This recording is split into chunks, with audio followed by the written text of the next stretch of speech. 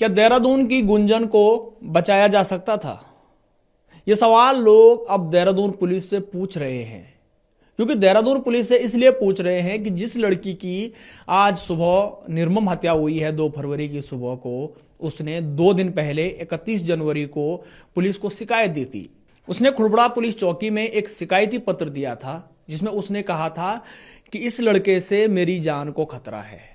जी हाँ, पूरा मामला अब तक आप लोग समझ चुके हैं। मोटा मोटा मैं आपको बता दूं कि देहरादून के मच्छी बाजार में आज सुबह 10 बजे के आसपास एक निर्मम हत्या होती है, जहां पर गुंजन, जो कि पास में ही काम करती थी, और वो जब घर से निकली और घात लगाए बैठे आकाश ने उसकी निर्मम हत्या कर दी।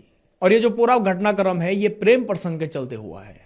पुलिस ने बताया कि पिछले 2 सालों से आकाश और गुंजन एक दूसरे को जानते थे, लेकिन कुछ समय से गुंजन आकाश का फोन नहीं उठा रही थी, जिसके चलते आकाश लगातार गुंजन को फोन कर रहा था। जिसके बाद गुंजन ने खुड़बड़ा पुलिस चौकी में शिकायत दी और यह कहा कि उससे मेरी जान को खतरा है। लेकिन उसके बावजूद भी पुलिस आकाश को पकड़ नहीं पाई, और जिसके बाद आकाश के हौसले इतने बुलंद हुए कि सरेआम बीच बाजार में चापड़ से उसने उसका हत्या कर दी। और इसीलिए ये सवाल उठ रहे हैं कि क्या समय रहते गुंजन को बचाया जा सकता था? पुलिस की कार्यप्रणाली पर सवाल लोग लगातार सोशल मीडिया पर उठा रहे हैं। हालांकि इस मामले में पुलिस ने भी अपनी बात रखी है। पुलिस ने क्या कहा वो आप सुनिए। ये करीब 10 बजे की घटनाक्रम है। एक युवती जो यहाँ पर काम करती है मच्छी बाजार में, ये अपने एक परिचित उनके यहाँ पर बाहर स्कूटी गली में खड़ी करती है, इसके बाद अपनी शॉप पर काम करने के लिए जाती है। उसी दौरान वहाँ एक युवक, जिसका नाम बाद में आकाश पता चला, जो मन्नूगंज का ही निवासी है और ये 2 साल से परिचित है, और ये युवती को जो है जब बातचीत बंद हो गई तो लगातार कोशिश कर रहा था बात करने के लिए, और अभी इसको जो है जैसे इसने चापड़ से जो युवती व्यवहार किया, जिससे अस्पताल जाते वक्त युवती की मृत्यु हो गई। इसमें अभी उसको गिरफ्तार कर लिया गया।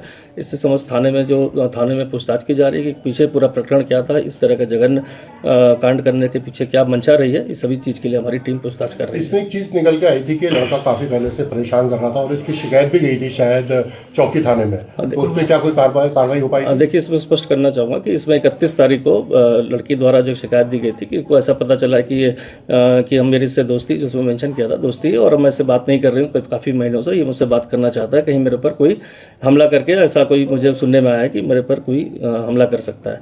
इस सूचना के आधार पर पहले उस लड़के को नंबर पर लाया गया, उसका फोन लगातार बंद था। इसके बाद चीता पुलिस कम से 2 से 3 बार उसके घर पर, जो मन्नूगंज, वहाँ पहुंची, जहाँ उसकी पत्नी द्वारा बताया गया कि वो 3 दिन से यहाँ घर नहीं आया और फोन बंद करके कहीं गायब है। तो इसकी लगातार सूचना आने के बाद 2 बार जो है पुलिस भी गई थी, जिसकी पुष्टि भी हो गई है, और कोई स्पष्ट रूप से कोई कारण नहीं बताया गया था कि क्या कारण है। बस इतना लिखा गया था कि पुरानी दोस्ती है और अब वो उससे बात नहीं कर रही है। इसी संबंध में जो है घर पे भी गई पुलिस, और लेकिन चूंकि जो अभियुक्त है वो लगातार घर से फरार था, और आज इसने जो है ये घटनाक्रम अचानक से आकर कर दिया। उत्तराखंड में अपराधी कितने बेखौफ हैं, इस बात का अंदाजा इन 2 घटनाओं से लगाया जा सकता, क्योंकि ये 2 जो घटनाएं हैं ये लगातार हुई हैं। एक घटना है ऋषिकेश की, जहां पर दरवाजे पर एक लड़की को गोली मार दी जाती है, और दूसरी घटना देहरादून के मच्छी बाजार की, जहां पर सरेआम चापड़ से एक लड़की की निर्मम हत्या की जाती है। मानो कि अपराधियों को पुलिस प्रशासन का, कानून का कोई भय ना हो। आपका क्या कहना है इस घटना को लेकर कि क्या गुंजन को बचाया जा सकता था? आप अपनी राय कमेंट बॉक्स में जरूर लिखें। बहुत बहुत धन्यवाद।